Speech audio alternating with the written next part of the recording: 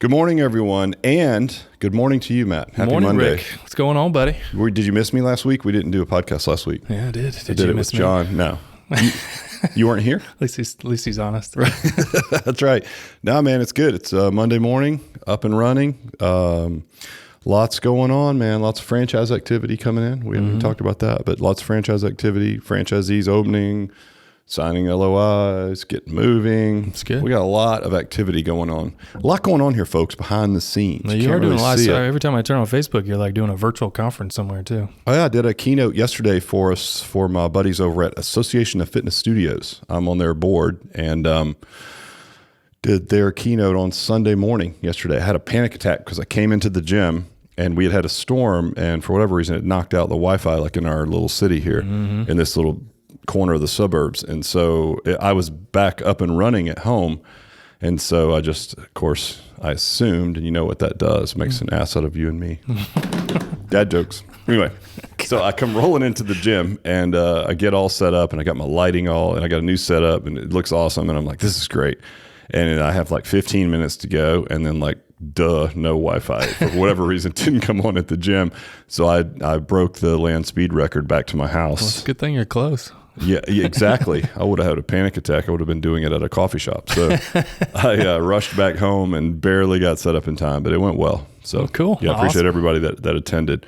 But excited about today's topic. It's not the most compelling topic, but in some ways it is. So what I mean by that is I'm not going to give you information that you maybe don't know, but hopefully it can give you some conviction around doing the things that we're going to talk about well. Mm-hmm. And it's really how to get new customers to the gym.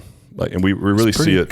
Pretty compelling. I think everybody needs that, especially these days. Well, acquisition's really hard right now. I don't care what brand you're in. We work with a lot of brands. So I talk to people that have 14,000 members and a 50,000 square foot gym. What's the biggest challenge? Acquisition, right?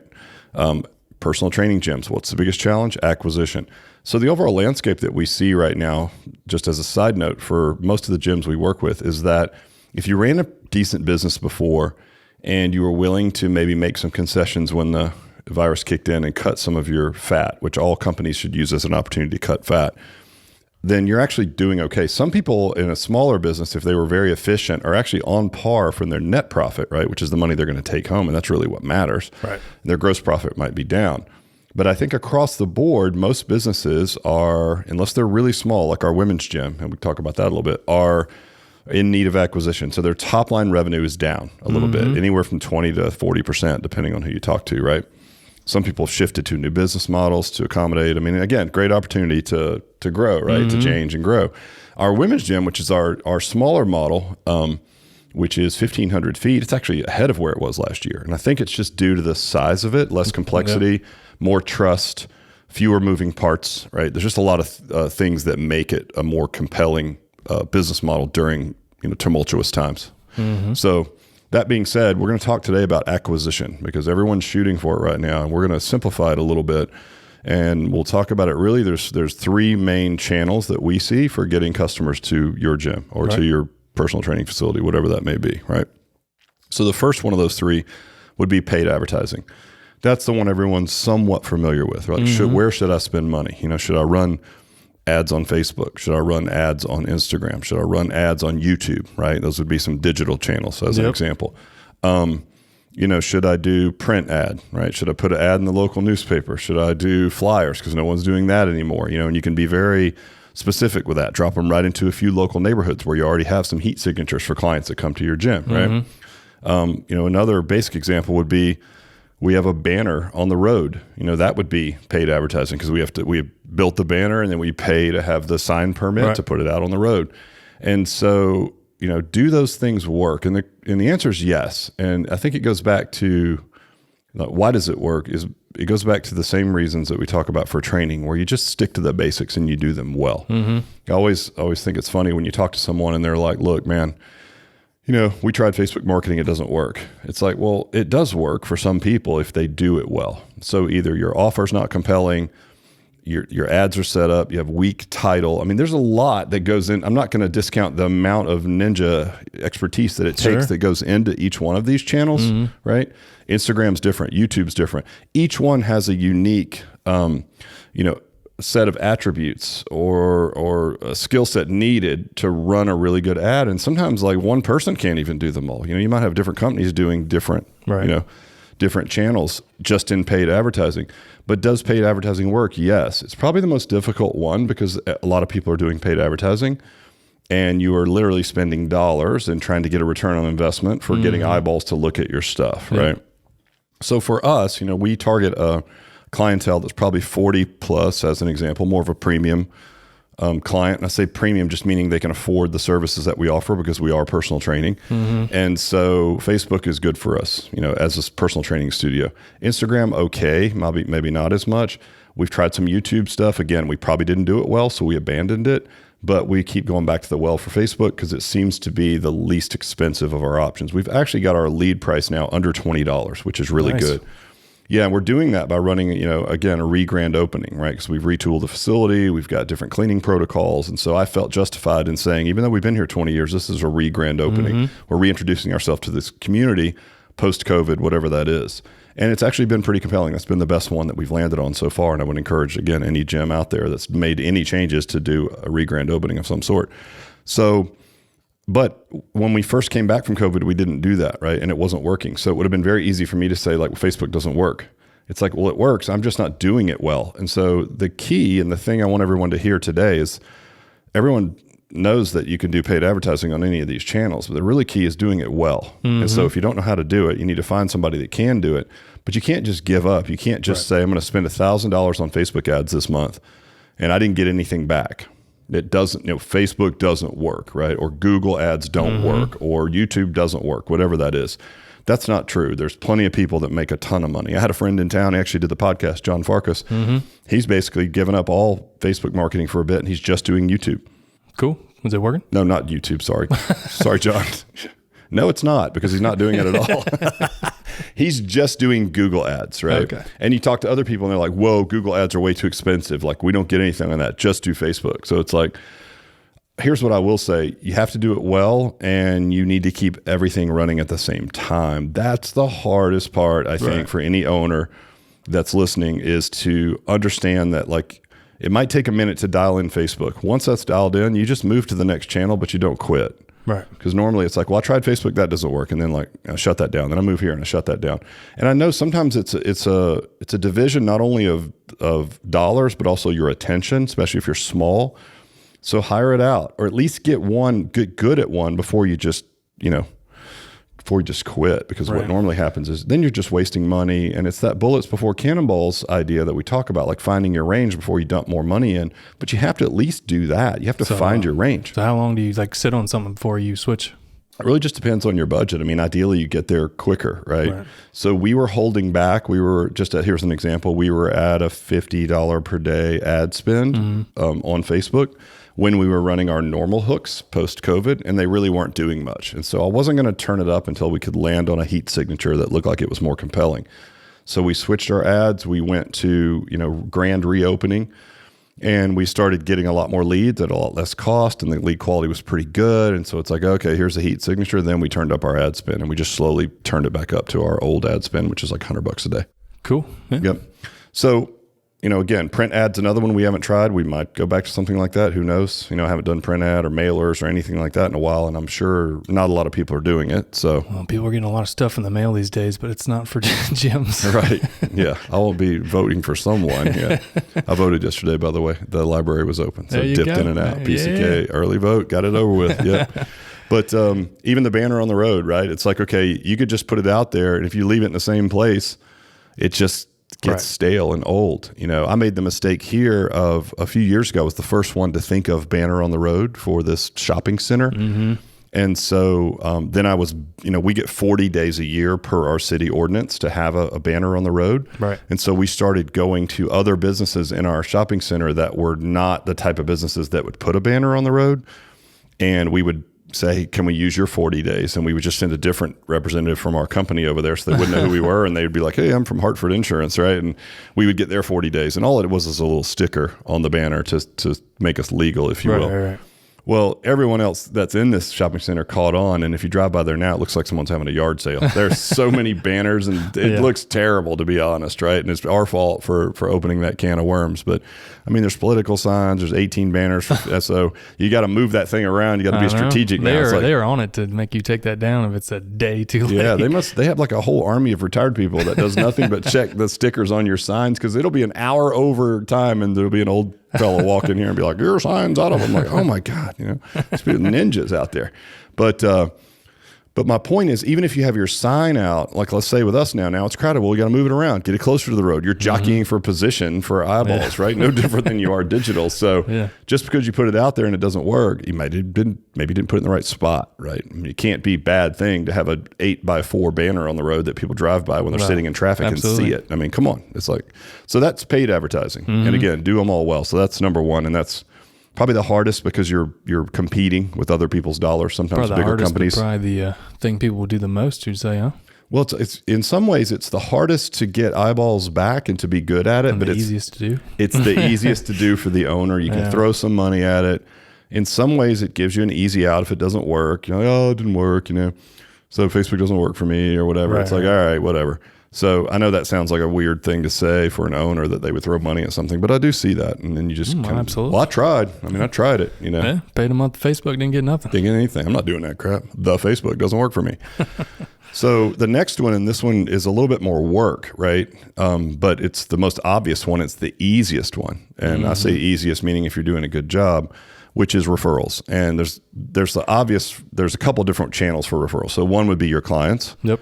That's the easiest one. So if you're doing a great job and you're producing results and you're creating a great customer experience and you have the hustle and the talent to actually ask, because by the way, you could be the most kick-ass person ever, and if you don't ask for referrals, you're not going to get them. And you'll be surprised if you're not asking for referrals, guys. If you send your team out and you ask for referrals, some of your clients will be like, oh, I didn't know you guys were taking new customers. I thought you guys were full up.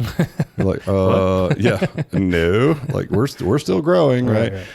So I would say give your team a playbook, when's the best time to ask, which is like when a client's been successful, or how to ask. And then maybe a mechanism. We use plastic gift cards. We number them per coach. Here's how you do it. Give it to them. If it gets returned, your name goes in the hat. We do a contest, something like that. So there's ways to ask for referrals, but don't think that's going to come natural either, right? It's got to be practiced and taught. And in a lot of ways, it has to be cultural. Like the whole team has to understand that, like, hey, we're trying to grow here. And, even if you're not motivated by money, we're also trying to help people. And we can't do either unless you're asking for people to bring their friends in, right? So that's an obvious one. But it's not always automatic is what I want people to know, right? That's probably the hardest one. Yeah. I mean, just asking, because most coaches are like, I know it's astounding, right? Like, I mean, I would, if we would ask every single session, right? Like, hey, if you know any friends or family, bring them in. Like, we'd love to help. And that's really where it comes from. But, oh, by the way, I might make money as well, which isn't the root of all evil, by the way. Another way to get referrals in your community is through local businesses. So we've talked about this in our guerrilla marketing podcast before, where we really call it a cross promotion, but you're basically finding another business in your community that's owned by a local owner, even if it's franchise, right? And it's a business that has a like customer base to yours. So like we use the high-end running shoe stores, always use this as an example. And then we run a very specific play around how to get referrals from them.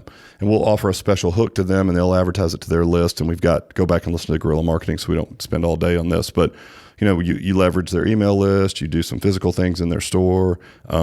You maybe do an educational piece for them, like foam rolling for running. I think we had like 60 people show up, right? Now, during these times, that last piece can be a bit of a struggle at times, but there's no reason why you can't have some really strategic partners in your community that run businesses that your customers also frequent, right? We think about our customers: wine stores, luxury used cars, golf, tennis, high-end workout wear. I mean, just get 3 or 4 and start working them, right? Get good relationships with the owners. Give the owner a free month at your place so they know what you're all about, that type of thing. I mean, the best one we've had with the running shoe store, it's because the owner is a client here. Yeah. So, of course, he believes in it, right? I mean, physical therapist in the house. Yep. I mean, it's his own business. PT, same thing. And then the last one would be community outreach. And that means, that's the things that we did. I know Rodney just started a program here with there's like a church on the corner, like a block from here. And they wanted to start sort of a just be active, right? Yep. The message around trying to, which I love, by the way, by protect yourself by being healthy, right? Not just scarce, not be scared all the time, stay home, wear a mask. It's like, well, let's also take action to try to, bulletproof your immune system a little bit. Yep. Like we're not talking about that right now, right? And so I love it. And what we did is we're just co-sponsoring, co-branded right now. We've got their whole list and we're going out and, doing these walk runs with them on the weekends. Yeah. It's like, why not? Right. Community outreach, but all those things are really just referral based, right? Community events or sponsoring a 5K or doing the warm up for a race, or when we weren't, in such a funky state, we would go, and a little downtown near us has closed down the town for like Thursday nights, and they open the streets up and there's food vendors and whatnot. We would set up a booth there and give away t-shirts and just collect names. And it's just goodwill community outreach. Now you hear all these things, these take time, right? And they take energy. And you would say, well, why would I do that when I could just turn on Facebook and sit in my office and just have people run through the front door? It's like, well, why wouldn't you do both? Right? I mean, you signed up for this as an entrepreneur to hustle. So again, you don't turn off one at the other. It's not like, well, Facebook didn't work, so I'm going to go and try to sponsor this race. And by the way, that's not going to give you enough business either. Right. And you're going to say that doesn't work, and you're going to move on to the next thing and the next thing. So it's about having all the faucets open all the time. And yes, you need to nail one, and you can systemize it and get it as automated as possible. And then you move on to the next one. I get that. But over time, you need to keep mastering and keep going. And you can never not go back to the well for the original one. Right. We talk about this. I mean, community outreach is something we've been doing since 1992. Do you think I still want to do the same stuff now that we used to do? No. But guess what? It still works. It's like that's what you signed up for. It doesn't go away. It's still blocking and tackling, right? Well, when you talk about quality of leads, because you hear that all the time with Facebook, oh, I get crappy leads. I mean, everybody says that. Like, really? Everybody? All leads are terrible? Really? So leveraging your customers and building that community outreach gives you quality leads. It gives you people, when they come in the door, they're pretty much signing up every time. And we've talked about this ad nauseum in our meetings. It's like seven touches or seven times to see it. So maybe someone saw our ad on Facebook. They saw our booth at the whatever, right? They showed up to our walk run at the church. They saw our banner on the road, and they had a friend tell them that they really like it here. And it took that literally to get them in here, right? And you're like, how'd you hear about us? It's like, they might name something that came to mind. Maybe it was something that was the tipping point, if you will, a success story or something like that. But at the end of the day, it's going to take a lot of touches. So you have to have all these faucets running. That's what it is. You want to get your brand out in front of them. Yep. All the time. So paid advertising, we talked about lots of different channels, referrals, a few different channels there. And then the last one would be organic. And so organic is just creating compelling content. And so I can't tell you how many folks that we work with where they might be running a paid advertising, but then when you look at their organic, postings on their page, they're pretty weak, right? So I would say the two things are going to work symbiotically. So you really need to be doing both. So set up a schedule, either you do it, or if you have a knack for it and you enjoy it, or have someone on your team do it. And you need to be pumping out organic content on a schedule. So if nothing else, go Monday through Friday, right? I'm going to post this to Facebook and it's going to copy to Instagram or vice versa, right? Just keep it simple. But you can never stop doing that. That's the thing, because you'll see people put out, like, I'm going to drop one, I spent all day on my iPhone building one badass success video. I'm going to drop it on my business page, which, by the way, doesn't get seen by anybody in your crowd unless you boost it to your own fans, right? It's the way Facebook makes money. And you don't get anything back, and you're like, I'm never doing that again. That was way too much work. It's like, well, you got to do it every week, and what if you had to do it for 2 years before you saw anything, right? So that's, I think, where people might give up on these channels. You got to be doing all things all the time. And yes, it's work. All the stuff that's work.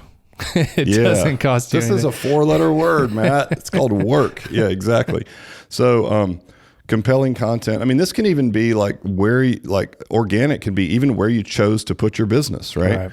So one great thing about a franchise that we can control for people now is where their real estate is, because we'll say, the two things, like, it's who is the franchisee and where do we put it? Those are the two biggest predictors of whether or not they're going to be successful, right? And so the where do we put it is half the equation. So if you bury yourself in the back of some warehouse district because you're looking at dollars and cents only, you're going to have to really nail these other channels, right? Because you're not going to get any organic walk-ins, and no one's going to see your storefront, and you discount how important that is. You better make sure that savings in rent, right, is somehow offset by more paid marketing or more community outreach, because you're not going to get any eyeballs on your place at all. Well, not in a competitive fitness realm it is now. I mean, there's 10,000 gyms. Right. Every corner there's a gym. Exactly. So. Yep. Exactly. And so who are they going to go to? The sign that they see every day, right, or the person buried in the back of nowhere who doesn't ever leave the gym, who's just running marginally good Facebook ads, right? So I know that you can't move your business right now and you don't want expensive rent, but I'm saying if you're starting one or you're thinking about it, like where you place it, it's important. Right. We're kind of in a B center, so we're kind of tucked away, but that's why we have an 8x4 banner on the road on a really busy street right out in front of us, right? So there's that. And then ultimately, social proof is very important. So we talked about success stories, shoot client of the week, or, we have a rewards program where, people reach milestones of number of workouts completed. Yep. In a calendar year or what have you. And then, they're holding up a sign. Those ads that show real people in the gym doing real things, whether it's massive weight loss goals or just feeling good or having a good time, those get the most engagement overall, organically, without any ad spend. Yeah. And every now and then, every week we'll boost one. If it gets a little traction, we'll throw $20 at it and boost it a little bit more. We also do like check-ins for charity, right? Yep. That's a good, just sort of community one where, people, if they check in, then we donate to charity, and we use that same company to vet all the charities that we give to corporately. But it's just a nice feel. And of course, if somebody checks in at your gym, all their friends see it, right? And it's a compelling reason to check in because they know if they do it, dollars are going towards charity. Yep. So all of those things in and of themselves seem really simple, as it's kind of the right podcast. But at the same time, I guarantee you that a lot of those things could be done better. Right. And they can't be done at the expense of something else. They have to be all done all the time. Yeah, I bet that's the biggest one is people probably typically do Facebook or, advertising that way. They're not asking referrals. They're not doing all the small things all the time. Right. And I mean, we're guilty of that because people will ask me like, hey, what do you have for community outreach? And I'll describe a program. I think you and I've done this on a podcast and you're like, I've never even heard of that before. Yeah, well, you're pretty old, so. That's true. We take stone tablets and we deliver them by horse and buggy around the town. I mean, that's kind of where I'm coming from. But at the same time, even for us, it's a constant reminder that we need to be doing all of these things, right? That there's not just one channel for leads, and that they all have to be done, and they all have to be done well. So again, not to beat a dead horse, but to reiterate, you got paid advertising and all the channels, whether it's print or digital, that use that, right? Yep. Find one that works. Hire an expert if you need it. Great. Referrals. These are direct referrals. So have a referral play for your coaches, script it, ask for it, maybe set KPIs around it, right? Do some local, local affiliate businesses that can refer to you and you can refer to them. Just find a business that has a light clientele, do what we call a cross promotion. Go back and listen to guerrilla marketing for how to do it. And then organic, just pump out consistently good content, right? And don't expect an immediate return on it. It's like brand awareness in a community around a 5-mile radius of your gym. It's going to take time. And if you think you've done enough of it, I've been here 28 years and there's people that have lived a mile from my gym for 18 years have no idea that we're here. And I find that astonishing. But guess what? They don't, you know how it is, until you're thinking about fitness, you just don't see it. Like you buy a new car, then you drive around, everybody has your car. You never noticed it before, right? Now you're paying attention. Well, so you do change the name like every 3 years, it seems. That's true. I'm trying to shake it up. Like, oh, this is a new place. It's like, not really. So all I'm saying is that you think there's all this competition or whatever, but we are in the biggest, deepest ocean ever. There's only 20% of people, maybe less now that some of those are scared off by this virus. There's very few people coming to our gym, right? There's a just huge opportunity for everyone. Do all things and expect to have to work harder now because it ain't as easy as it was maybe, last year at this time, right? Yeah. I mean, and listen, everyone, the most positive prediction in a kind of maybe in a twisted way is that, the market will right itself, meaning sort of the people that were barely hanging on will disappear. And so there will be, again, ideally, society will maybe not be as scared, or we'll have a vaccine or whatever has to happen, right? We can't do this forever. I can't imagine. So if that's the case, then there will be fewer people in market and there will be more people for everyone, right? Yeah. For the gyms that are available. Strong will survive. Oh, I like that, man. It's like a movie line. Yeah. Or should we grab arms and flex like an Arnold movie? I'm good. Okay. All right. Whatever. Anyway, appreciate you guys. I hope that makes sense. Just to give you more conviction, keep going. Do it better. It works. Those are your 3 channels: paid, referrals, organic content. Do them all. Do them well. Awesome. All right, buddy. Thanks.